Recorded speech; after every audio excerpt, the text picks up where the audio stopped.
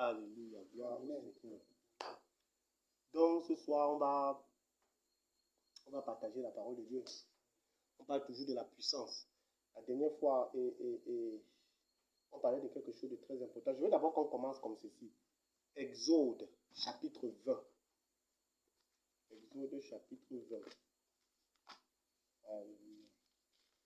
Exode, chapitre 20. On est toujours en train de parler de la puissance. La puissance. À partir du... prenons à partir du verset 10, 18. À partir du verset 18. Exode chapitre 20, verset 18. Oui. Tout le peuple entendait les coups de tonnerre Oui. et le son de la trompette. Oui. Et voyait Catatizo. Satan que le peuple tremblait et se tenait à bonne distance. On dit que voir le spectacle, le peuple tremblait et se tenait à bonne distance. Continue, verset 19. Il est un peu fort. Il dit à Moïse. Il dit à Moïse. Parle-nous. Parle-nous. Toi-même. Toi et nous écouterons, mais que Dieu ne nous parle pas. Tu vois, ici le Seigneur est en train de parler. Ils sont terrifiés. Regarde quelque chose. Ils sont dépassés. Parce que je veux qu'on comprenne quelque chose. Le Seigneur les parle face à face ici, dans le feu, dans le tonnerre. Ils entendent la voix. Il n'y a aucune représentation. Il dit face à face, Elohim est en train de les parler. Ils entendent le tonnerre. Ils entendent le feu. La voix retentit avec autorité. Face à face. Ils sont épouvantés. Tout puissant est en train de parler à un peuple. Amen. Vas-y. Si nous mourons, Oui. Moïse dit au peuple, N'ayez pas peur. car c'est pour vous mettre à l'épreuve que Dieu est venu. Voilà, c'est pour vous mettre à l'épreuve qu'il est venu. Et c'est pour que vous ayez sa crainte devant les yeux afin de ne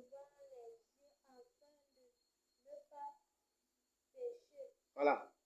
Il dit que c'est pour que vous ayez sa crainte afin de ne pas pécher. On est Exode chapitre 20, on est au verset 20, afin de ne pas pécher. Verset 21.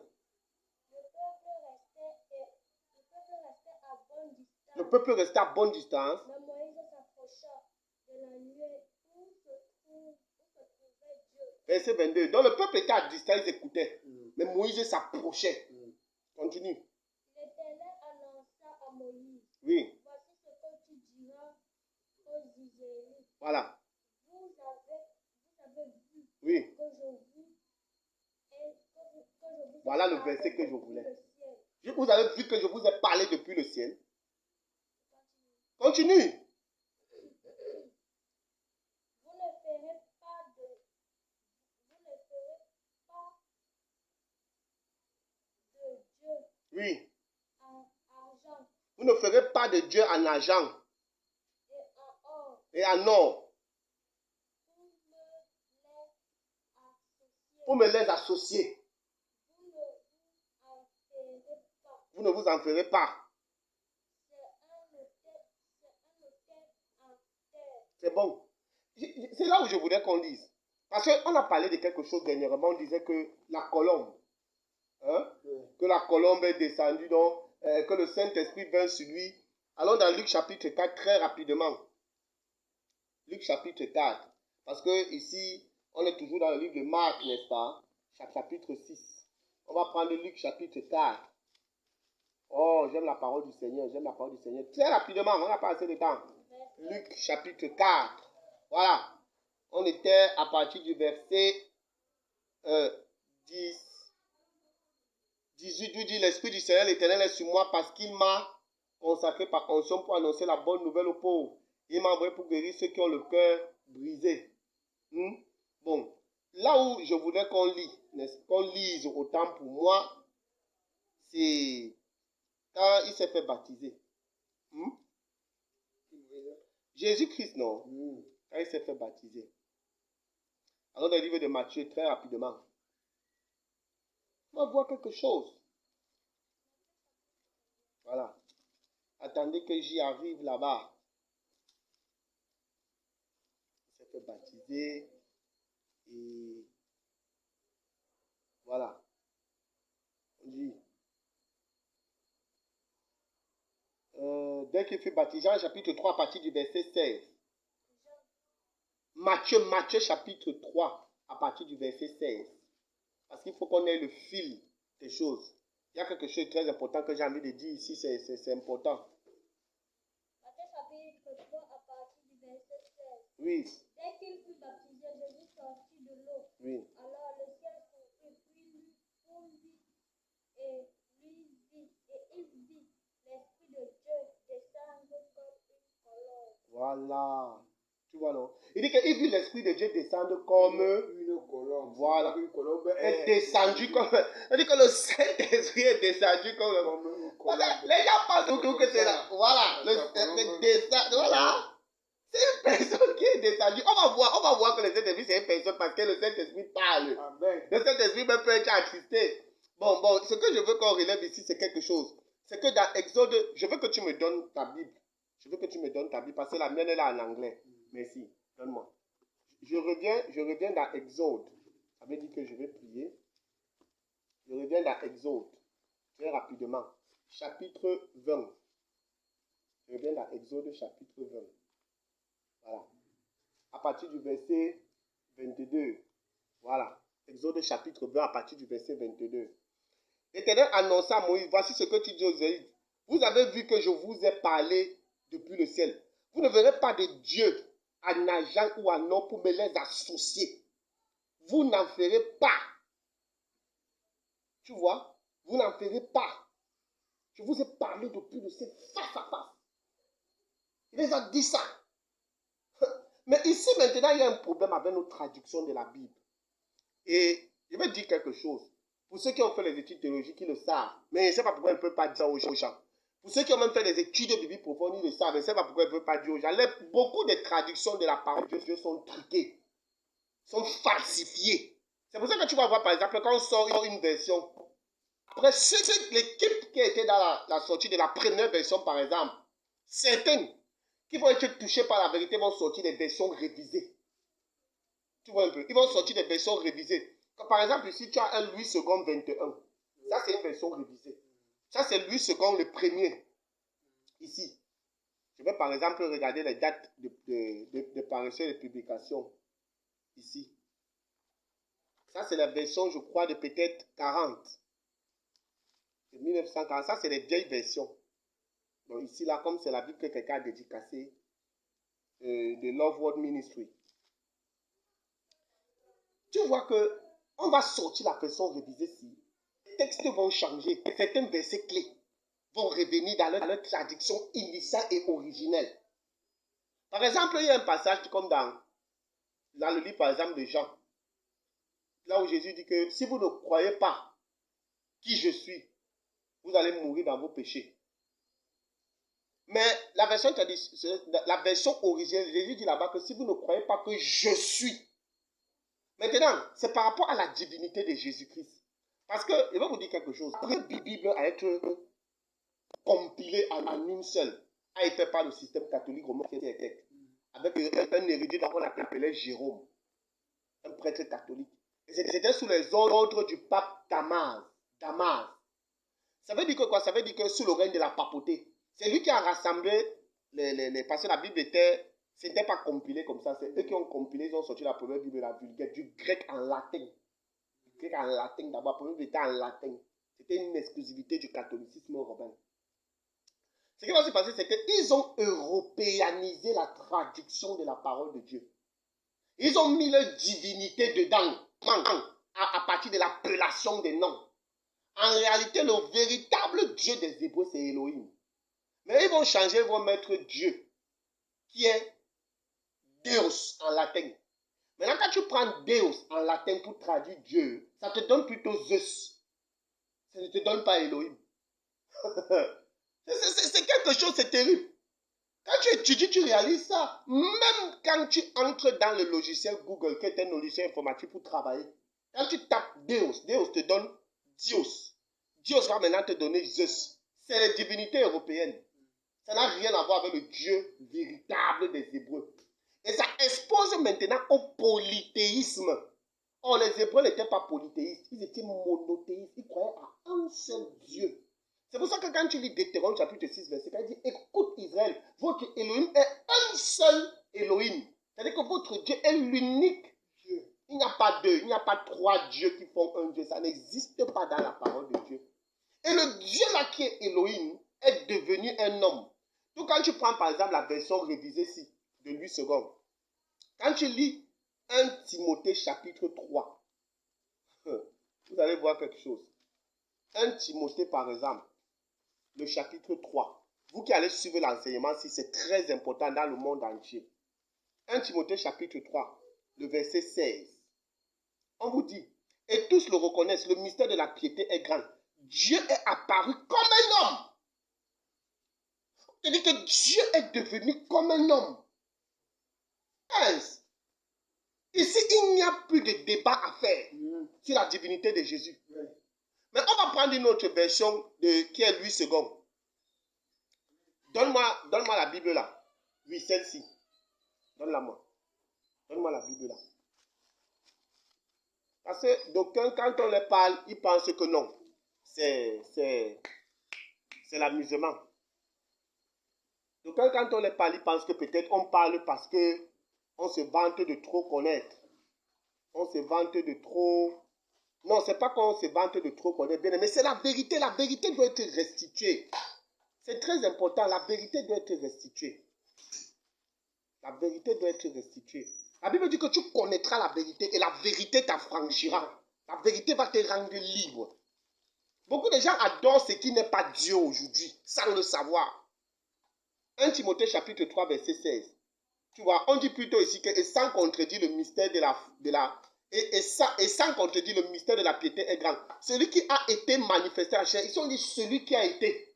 Tu vois. Mais maintenant, quand tu étudies et que tu vas dans le logiciel d'études, oui, tu vas dans le logiciel d'études, celui va donner Théos en grec, qui va maintenant donner Deus en français pour comprendre que c'est Dieu. Mais ça ne donne pas l'explication claire et normale du Dieu véritable. Parce que c'est toujours un Dieu européen. Mais ici, on te fait comprendre que Elohim a été manifesté en chair. Elohim est devenu un homme. Dans la version originelle que Paul a écrit de sa main. Pour que Paul enseigne ça au Timothée. Parce que la lettre de Paul à Timothée s'adresse à l'église d'Éphèse. Paul était en prison. Pendant qu'il parlait, Timothée prenait des notes. Il était en prison. C'est pourquoi dans le livre je crois d'Éphésiens, il dit ambassadeur dans les chaînes. Ça veut dire qu'il était un ambassadeur de Christ, mais là il est en prison dans les chaînes. Tu vois, je parle comme ça, beaucoup de pasteurs qui ne veulent pas être persécutés à cause de la vérité. Beaucoup de soi-disant chrétiens disent, oh, je veux pas aller à la gendarmerie. Si tu as réellement Jésus dans ta vie, tu seras persécuté. La Bible dit que ceux qui veulent pieusement vivre en Jésus-Christ seront persécutés. C'est comme un témoignage que tu fais. Amen. La persécution, dans les rêves, dans les visions, dans les songes, on te persécute. Et quand tu es né de nouveau, tu es devenu un rebelle à Satan. C'est-à-dire quand tu deviens un rebelle à Satan, son armée, son royaume est contre toi. Et parce qu'il est le Dieu de ce monde, celui que ce monde adore, celui que ce monde qui est venu donner la gloire à ce monde, le monde a accepté. Gars, tu seras persécuté. Et n'aie pas peur de la persécution. Parce que la puissance de Jésus en toi. Amen. Le Saint-Esprit est venu résider en toi. Il t'a donné la puissance. C'est de ça qu'on est en train de parler, bien-aimé. Il faut comprendre ce que c'est. Il faut comprendre ce que c'est. Donc, voilà les choses que j'ai voulu noter ici. C'est pour ça qu'il dit quelque chose. Maintenant, on nous dit ici que quand il est sorti de l'eau, Matthieu chapitre 3, à partir du verset 16, dès qu'il fut baptisé, Jésus sortit. Alors le ciel s'ouvrit pour lui et l'Esprit de Dieu vint descendre comme une colombe. Tu vois, non? Mais là, ça vient où? Jérôme a traduit la parole. Il a introduit le culte des animaux. Je vous ai parlé du totéisme la dernière fois. Le culte, parce que quand Dieu dit ça, moi, ce que je vous ai parlé depuis le ciel, ne m'associe à rien. Quelque chose va se passer par l'Esprit de Dieu. Romains chapitre 1. Prends ta Bible. Ou tu es avec l'autre, ça va. Romains chapitre 1, quelque chose va se passer. On va lire la parole de Dieu. Romains chapitre 1, très très rapidement. Quelque chose va se passer. Toi, là, la parole de Dieu, bien-aimé. Romains chapitre 1, à partir du verset 18. Romains chapitre 1, à partir du verset 18. Vous qui nous suivez, c'est aussi important que vous méditez. Pendant qu'on parle comme ça, vous ouvrez la parole de Dieu, parce que c'est la parole de Dieu qui ôte le voile de l'ignorance. Comment ça lit? Ne te dérange pas comme je suis en train de parler. Voilà, oui. Voilà. Il dit que la colère de Dieu se révèle du ciel contre toute impiété, toute injustice. Romains chapitre 1 à partir du verset 18. Toute injustice des hommes qui par leur injustice tiennent la vérité prisonnière. Ça, l'apôtre Paul écrit ça avant que le système catholique romain qui a traduit la première Bible appelée la Vulgate la traduise. On est dans les premiers siècles de la vie de l'Église. Tu vois un peu ça? On est dans l'an, par exemple, 60 à 70. La vie de l'Église. Primitive, celle du Seigneur Jésus-Christ. La communauté des saints. Parce que l'Église, ce n'est pas le bâtiment. Non. C'est tous ceux en qui Jésus-Christ habite. Qui ont accepté Jésus. Qui sont nés de nouveau. Qui ont fait de Jésus-Christ leur Seigneur et leur Sauveur. Qui ont accepté la seigneurie de Jésus-Christ dans leur vie. Il dit la colère de Dieu s'élève contre toute impiété, toute injustice des hommes qui retiennent la vérité prisonnière. Donc ici, il annonçait ça avant, parce que par le Saint-Esprit, et Paul aussi était un prophète. Parce que beaucoup de gens ne comprennent pas, on dit l'apôtre Paul n'était pas un prophète, c'était un apôtre. Beaucoup de pasteurs m'enseignent ça, c'est faux. C'était un prophète de Jésus-Christ. Ah oui, il a prophétisé ce qui arrivait dans la suite. Et c'est ce qui va se passer ici à la lettre aux Romains, parce que la lettre aux Romains s'adresse aux chrétiens de Rome. Et par l'Esprit de Dieu, Paul savait que quelque chose devait commencer à Rome pour affecter les nations. C'était l'évangile hérétique, la fausse doctrine qui devait naître dans le catholicisme romain. Ah oui! Et il va leur dire quelque chose. Il dit que car ce qu'on peut connaître de Dieu est évident pour eux, parce que Dieu leur a fait connaître. En effet, les perfections invisibles de Dieu, sa puissance éternelle et sa divinité, se voient depuis la création. Elles se comprennent par ce qu'il a fait. Ils sont donc inexcusables, puisque tout en connaissant Dieu, ils ne lui ont pas donné la gloire qu'il méritait en tant que Dieu. Et ils ne lui ont pas montré de reconnaissance. Au contraire, ils se sont égarés dans leur raisonnement. Et leur sens intelligent a été plongé dans les ténèbres. Il dit au verset 23, Romains chapitre 1, verset 23, que quoi? Ils ont remplacé la gloire du Dieu corruptible par les images qui représentent l'homme corruptible, les oiseaux, les quadrupèdes, les reptiles. Ah bon? Ils ont remplacé l'image de Dieu. Ils ont remplacé l'image de Dieu par les animaux, les reptiles, les quadrupèdes. L'homme corruptible. Aujourd'hui, tu vois, les gens font les posters, le pasteur est là frais, avec le sang qu'il a bien fait sur lui. Il a sa veste taillée à 4 épingles, croisant des miracles.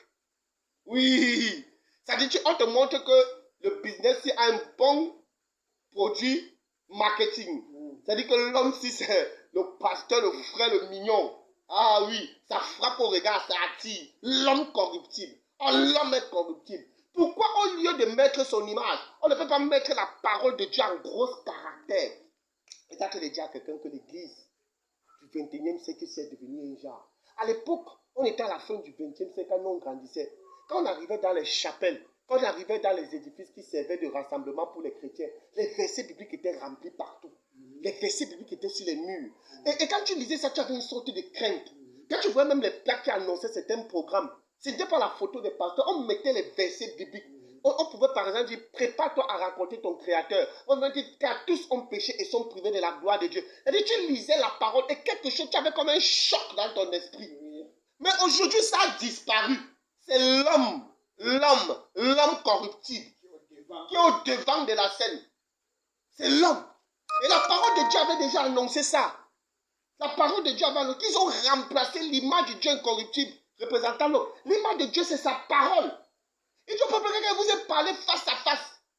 Vous avez entendu ma parole. Présentez-nous la parole. Parce qu'en fait, la vérité, c'est que beaucoup n'ont plus la parole. Beaucoup ne donnent plus le temps à étudier la parole. Tu vois? Voilà ce qui s'est passé qu'il annonce dans le livre de Romains. Qui vont transformer la gloire du Dieu incorruptible représentant l'homme corruptible, les animaux, les quadrupèdes. C'est ce qui se passe ici maintenant quand Jérôme est venu pour traduire la parole de Dieu les années, 200 ans plus tard, 200 années. 200 années plus tard, il a pris la colombe et il l'a mis dedans. C'est s'ouvrir. Voilà, et le Saint-Esprit descendait comme la colombe. Non! Mais on va chercher un passage dans le livre de Jean chapitre 3. On va fouiller un passage parce que la vérité doit être restaurée dans les cœurs des gens. Amen. La vérité doit être restaurée dans les cœurs des gens. Je prends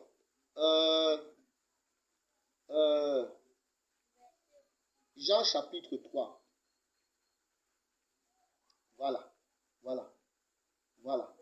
Or, il y avait parmi les pharisiens. Oui, commence à lire à partir du verset 1. Or, il y avait parmi les pharisiens un homme de Nicodème, Oui, un chef des Juifs. oui, Il vint de nous pour trouver Jésus. oui, Et lui dit, Maître, nous savons que vous êtes enseignant envoyé par Dieu, car personne ne peut faire ce signe miraculeux oui, que tu fais. Si Dieu n'est pas avec lui, Jésus lui répondit, oui. dis en vérité, je te le dis, à moins de naître de nouveau, Oui. personne ne peut voir le royaume de Dieu. Oui, Nicodème lui dit, il est Dieu. Peut-il une seconde fois entrer dans le ventre de sa mère Oui. et naître? oui, Jésus répondit, en vérité, je Oui. te le dis, à moins de naître d'eau et d'esprit, on ne peut entrer dans le royaume de Dieu. Ce qui est né de parents humains est humain. non. Prends Jean chapitre 2 maintenant. À partir du verset 32 jusqu'à 34. Je vais lire. Jean chapitre 1 verset 34. On dit, Jean rendit aussi ce témoin. J'ai vu l'Esprit descendre du ciel comme une colombe et s'arrêter sur lui. Je ne le connaissais pas, mais celui qui m'a envoyé baptiser, donc m'a dit, celui sur qui tu verras le Saint-Esprit descendre et s'arrêter. Ici, là, il a pris la colombe. Il dit, celui sur qui tu verras le Saint-Esprit descendre et s'arrêter. C'est lui qui baptise du Saint-Esprit. Ah oui. Ici, quand Jean fait maintenant l'emphase, Jean chapitre 1, à partir du verset 33, il dit, je ne le connaissais pas. Mais celui qui m'a envoyé baptiser, donc m'a dit, celui sur qui tu verras le Saint-Esprit descendre et s'arrêter. C'est lui qui baptise du Saint-Esprit. Le Saint-Esprit descend et s'arrête. Le Saint-Esprit n'a rien à voir avec la colombe. Il n'a rien à voir avec un animal ou avec un oiseau, non. Non. Ici, là, on veut décrire simplement la façon qu'il vient. Mais il n'y avait pas de colombe. C'est pour décrire la façon dont il vient. Il n'y avait pas de colombe. Parce que tu vois les gens regardent Jésus, ils voient la colombe de Dieu se poser sur l'épaule de Jésus. Et non! C'est l'abomination. Jamais il n'y a pas la colombe là-bas. C'est le Saint-Esprit. S'il veut nous représenter ça, qu'il nous représente même comme l'image. L'image, ils ont les jeux d'image, non? Qui peut représenter même un être même angélique qui descend le posséder. Oui, c'est ça que la parole de Dieu dit. Il n'y a pas de colombe. Parce qu'ils ont perverti la vérité. Ils ont perverti la vérité. Le Saint-Esprit parle. Acte chapitre 13. Acte chapitre 13. Le Saint-Esprit parle. Acte chapitre 13.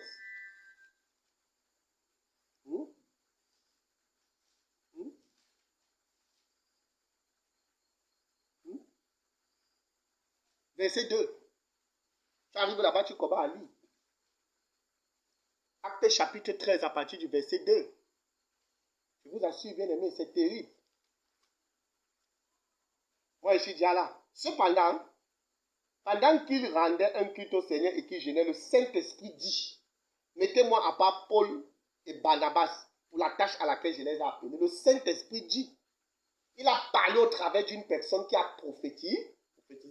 Et il savait que ça, c'est le Saint-Esprit qui a parlé. Mettez-moi à part Paul et Barnabas pour l'œuvre à laquelle je les ai appelés. Maintenant, on dit ici que, alors, après avoir jeûné et prié, il posait les mains sur eux et il les laissait partir. Donc, le jeûne aussi est important. Avant, pour ça, le point de jeûne et prière. Le chrétien doit jeûner et prier, c'est important. C'est important. La Bible dit que l'homme ne vivra pas de pain seulement, mais de toute parole qui sort de la bouche de Dieu. Oui. Tu ne jeûnes pas pour forcer Dieu à faire quelque chose, non. Tu jeûnes parce que tu répands ton âme devant le Seigneur. J'aime parce que c'est-à-dire, c'est une manière de cultiver même ton âme aussi, ton être intérieur. Oui. On ne voit pas seulement du pain, mais de toute parole qui sort de la bouche de Dieu. On dit maintenant, envoyé par le Saint-Esprit. Ça veut dire que le Saint-Esprit peut t'envoyer. Oui, le Saint-Esprit t'a envoyé là où tu te trouves. Tu ne veux pas prêcher Jésus, mais tu vis dans le péché. Change de mentalité et d'intention, change d'esprit. Sache que le Saint-Esprit t'a mis où tu es pour que tu révèles sa gloire, frère. Qu'importe cette nation où tu te trouves, qu'importe cette famille là où tu es entré, qu'importe ce pays où tu es, qu'importe ce coin de la terre où tu te trouves, le Saint-Esprit t'a établi là-bas pendant que tu vas regarder la vidéo aussi que tu passes son œuvre. Donc, arrête de faire ce que tu es en train de faire, il te voit et il m'envoie te parler. Répands-toi. Fais ce que le Seigneur t'a demandé de faire. Oui. Envoyé par le Saint-Esprit. Le Saint-Esprit peut nous diriger. Dans Galates chapitre 5, la parole de Dieu nous dit quelque chose. Galates chapitre 5. Galates chapitre 5. À partir du verset 25. Galates chapitre 5, verset 25. Lis fort, vas-y. Il dit, si nous vivons par l'Esprit, laissons-nous aussi conduire par l'Esprit. Ça veut dire que le Saint-Esprit te conduit. Les témoins de Jéhovah disent que c'est la force agissante de Dieu. C'est la force. Non, témoin de Jéhovah. Le Saint-Esprit conduit. Il parle. Il peut même être attristé, nous dit la parole. Dans le livre des Actes chapitre 5, l'apôtre Pierre dit à Ananias et Saphira, vous avez manqué au Saint-Esprit. Vous avez manqué au Saint-Esprit. Un système religieux aujourd'hui qui ont les fausses doctrines. Aïe! Que c'est les hommes qui ont créé. Que le Saint-Esprit, c'est la force. Tout est dans la parole. Il faut étudier la parole. Ce n'est pas parce que les gens ont perverti la parole qu'ils ont perverti toute la parole, non. Il y a des endroits. Parce que tu ne peux pas, c'est la part du Seigneur. Tu ne peux pas déterminer peut-être toute la période. Non. Mais le pape, c'est François Ier qui est là maintenant, a dit qu'il faut qu'il réécrive encore la Bible. Il a dit ça. C'est la Bible là qui va sortir le tout, c'est la perversion sera là comme pas possible. Donc faites attention, bien aimés. Étudier la parole de Dieu, c'est important. Tu vois? Tu vois? Faisons attention. Donc c'est ça que j'ai voulu un peu recadrer, non? Parlant du Saint-Esprit. Tu vois, maintenant il y a quelque chose qui est, tu vois, dans le livre de Marc. On dit que Jésus, Luc chapitre 4 dit quelque chose. Luc chapitre 4. Oh, Luc chapitre 4. On est à partir du verset... on est à partir du verset 16. On dit que Jésus se rendit à Nazareth où il avait été élevé. Conformément à son habitude, entra dans la synagogue le jour du sabbat. Et il se leva pour faire la lecture. Et on lui remit le livre du prophète Ésaïe. Il est déroulé, il trouva l'endroit où il était écrit « L'Esprit du Seigneur l'Éternel sur moi. Parce qu'il m'a oint pour annoncer une bonne nouvelle aux pauvres. Il m'a envoyé pour guérir ceux qui ont le cœur brisé, pour proclamer aux prisonniers la délivrance, aux aveugles le recommande de la vue, pour envoyer libre les opprimés, pour renvoyer libre les opprimés. Renvoyer libre les opprimés. Peut-être tu es opprimé par quoi que ce soit dans ta vie. Les situations, les problèmes, les circonstances de la vie. Tu te sens opprimé. Tu restes souvent comme ça, tu te dis, comment est-ce que je vais payer l'école de mes enfants? Comment est-ce que je vais payer mon loyer? Comment est-ce que je vais subvenir à mes besoins? Les circonstances de la vie t'ont opprimé. Jésus est venu pour te renvoyer libre. Amen. Mais il faut que tu aies la foi en lui. Il ne faut pas que tu mélanges Jésus avec la tradition. Tu mélanges Jésus. Aujourd'hui, tu peux causer avec tes ancêtres sur l'écran. Tu viens encore prier Jésus. Tu peux causer sur la tombe de ton père et de ta mère qui sont morts. Tu viens encore causer. Non, ce n'est pas comme ça. On ne mélange pas Jésus. C'est pour ça qu'il dit que je suis avec vous tous les jours jusqu'à la fin du monde. Il est réel, il est vrai. Mets ta confiance en lui et il agira. Amen. Alléluia. Amen. On nous dit ici quelque chose. On dit ici que ensuite il roula le livre, le remit au serviteur et s'assit. Tous ceux qui se trouvaient dans la synagogue avaient les regards fixés sur lui. Alors il commença à leur dire, aujourd'hui cette parole de l'écriture que vous venez d'entendre est accomplie. Tous le rendaient témoignage. Ils étaient étonnés des paroles de grâce qui sortaient de sa bouche.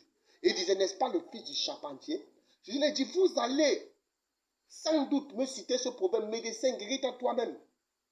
Et vous me direz, fais ici, dans ta patrie, tout ce que nous avons entendu, appris que tu as fait à Capernaum. Il est dit encore, je vous le dis, en vérité. Aucun prophète n'est bien accueilli dans sa patrie. Je vous le déclare en toute vérité. Il y avait de nombreux veuves en Israël à l'époque d'Élie. Lorsque le ciel avait été fermé 3 ans et 6 mois, il y a eu une grande famine dans tout le pays. Cependant, elle n'a été envoyée vers aucune. Élie n'a été envoyée vers aucune d'elles, mais seulement vers une veuve de Sarepta dans le pays de Sidon. Il y avait aussi de nombreux lépreux en Israël à l'époque d'Élisée. Et cependant, aucun d'eux n'a été purifié, mais seulement Naaman le Syrien. Ils furent tous remplis de colère dans la synagogue lorsqu'ils entendirent cette vérité. Tu vois, on dit que les gens étaient dans la synagogue, ils ont entendu la vérité, ils ont été remplis de colère. Quelles sont ces synagogues aujourd'hui? Ces bâtiments d'église aujourd'hui où il n'y a plus la vérité?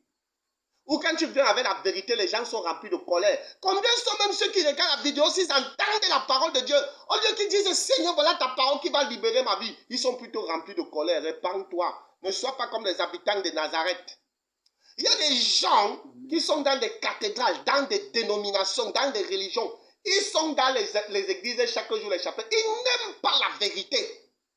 Ah oui, là, ils sont déjà remplis de la religion jusqu'à dans leur ADN. Leur ADN. Ça fait que rien de ce qui est encore la vérité de la parole de Dieu n'est en nous. Et ceux qui ont les postes à la chorale, ce sont eux.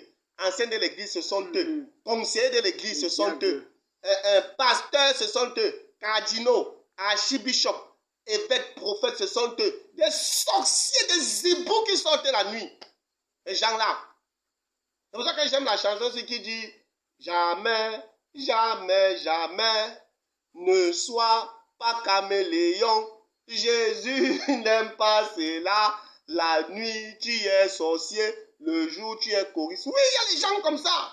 Comment tu te rends compte qu'une église Jésus, on leur parle la vérité que voilà, les Écritures s'accomplissent. Ils ne cherchent pas à s'asseoir et poser la question de savoir, dis-nous comment. C'est la persécution seulement. C'est la persécution. Pourquoi la vérité n'est pas en eux? Pendant longtemps, ils sont restés dans un système qui a détruit l'amour de la vérité dans leur cœur. On dit que c'est dans la synagogue que ça s'est passé. On n'a pas dit que c'est dehors. Dans la synagogue que les gens l'ont chassé parce qu'il est venu les annoncer la vérité que c'est aujourd'hui la parole de Dieu s'accomplit. Donc, pour dans les esprits, la parole de Dieu ne doit pas s'accomplir.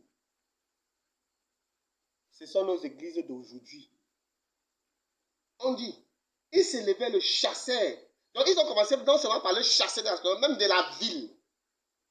Ils le menaient jusqu'à un escarpement de la montagne sur laquelle la ville était construite afin de le précipiter dans le vide. Mais Jésus passait au milieu d'eux et s'en alla. Amen. Regarde, Amen. ça c'est l'histoire que Luc nous raconte. Marc nous dit quelque chose. Marc chapitre 6 nous dit que, je vous assure, je veux qu'on regarde quelque chose ici. Marc chapitre 6, à partir du verset 2. On dit le jour du sabbat. Jésus partit de là et se rendit dans sa patrie. Ses disciples le suivirent. Et quelque chose vient dans mon esprit. Tu vois, quand tu as reçu le Seigneur Jésus et que tu l'as réellement reçu dans ton cœur, il va te renvoyer vers ceux qui t'ont connu avant. Ah oui. Il va te renvoyer, peut-être tu avais les amis voleurs, fumeurs de champs, bangailleurs, prostituées, c'est-à-dire ceux avec qui tu faisais le changement des femmes de gauche à droite, ceux avec qui tu vivais dans la malhonnêteté financière. Il va te renvoyer vers eux. C'est le Saint-Esprit qui le conduisait maintenant. Il a renvoyé vers sa patrie natale. Il dit, va commencer d'abord par là-bas. Allez prêcher. Ah oui. Parce que tu vois, il y a beaucoup de chrétiens aujourd'hui qui se cachent. Ils ne veulent pas dire la vérité aux gens qui les côtoient au quotidien. Beaucoup de pasteurs, ils ne veulent pas s'attacher à la vérité pour dire aux collègues qui les côtoient dans leur système qu'ils appellent corps de Christ, qu'ils ont créé, système de malhonnêtes, de pratiquants exotériques. La vérité que le Seigneur m'a visité, je ne suis plus dans cette pratique. Non. Ils se cachent.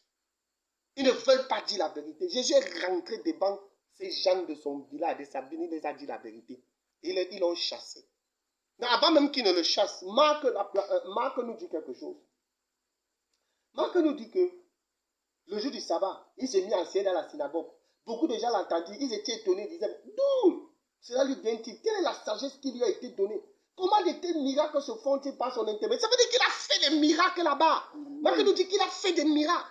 La puissance de Dieu s'est manifestée, le dunamis, la sagesse de Dieu s'est manifestée. Il les a enseignés, mais ils ne l'ont pas accepté.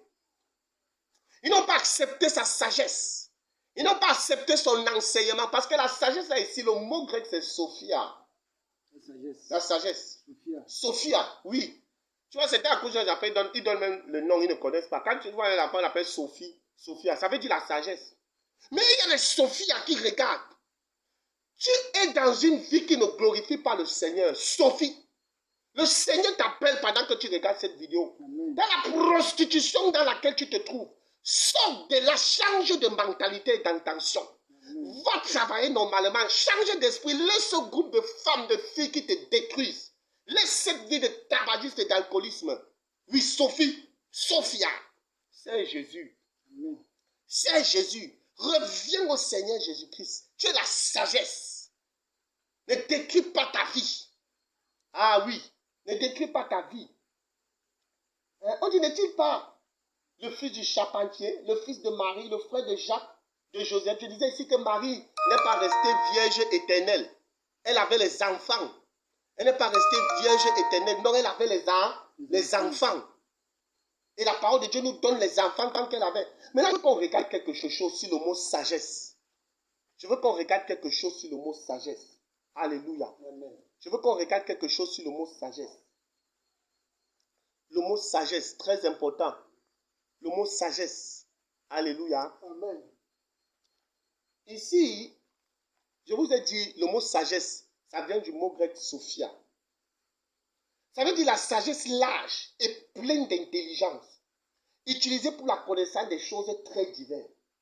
Ça veut dire que Jésus ici, pendant qu'il écoutait, les gars ont commencé à avoir la connaissance même sur les choses qu'ils ne connaissaient pas. Ils étaient choqués concernant les choses divines. Tu vois? Tu as la sagesse, la connaissance. Ça, c'est ce que le Saint-Esprit vient faire en toi. Et gratuitement. Tu vois, beaucoup sont aujourd'hui dans la société. La société a tellement de problèmes. Voilà une crise dans laquelle on se trouve au Cameroun. C'est du nord-ouest et du sud-ouest qu'ils appellent Nozo. Le Seigneur est capable de te donner une intelligence, une connaissance pour gérer cette crise, pour arranger cette crise, qu'importe là où tu te trouves dans le monde, qu'importe là où tu te trouves. La sagesse de Dieu est capable de te donner la sagesse pour arranger ce conflit, pour venir mettre la paix dans ce conflit. Amen. Dans ta famille, il est capable. Même si on te rejette, mais on sait qu'en toi, il y a quelque chose. Aujourd'hui, les économies des nations sont à genoux. Les nations pleurent. Ils cherchent des solutions dans la médecine, dans la microbiologie, dans la biologie, dans l'anatomie. Ils cherchent des réponses dans les finances. Mais on te dit ici que la sagesse de Dieu, elle est large, elle est pleine d'intelligence. Elle est utilisée dans des sujets divers. Tu es capable d'apporter la solution. Amen. Tu es à l'école, tu es à l'université, tu es en train d'étudier. Ne te limite pas, la sagesse de Dieu fonctionne dans ta vie. Amen. Persévère, qu'importe les persécutions que tu as. Tu es une solution pour le monde. Tu es une solution pour les nations. Tu es une solution pour ta famille. Tu es une solution pour la vie de tes enfants. Tu n'as pas dit Amen. Amen. Qu'importe le domaine dans ta vie que tu as choisi. Peut-être c'est la chimie. Peut-être c'est la physique. Peut-être c'est l'astrologie, l'astronomie. Je ne sais pas moi quoi. Le Saint-Esprit de Dieu vient en toi pour que tu donnes des solutions pour ce monde. Amen. Oui, avec sa sagesse, et c'est gratuit. On dit sagesse qui appartient aux hommes. Pratiquement la connaissance diverse des choses humaines et divines, acquise par l'acuité et l'expérience, et résumée dans les maximes et les proverbes. Tu vois? Et on dit ici que c'est la sagesse acquise, c'est-à-dire que tu l'acquis par l'acuité, par l'expérience, la connaissance des choses humaines et divines. De la sagesse de Dieu, quand ça vient en toi, la connaissance des choses divines se manifeste. Amen. Ça veut dire que tu n'es plus naturel. Jésus est en train de les enseigner les choses divines. Ça les a choqués. Ça les a choqués. Il les a enseigné les choses divines. Ça les a choqués. Les gars disent, mais ils l'ont chassé.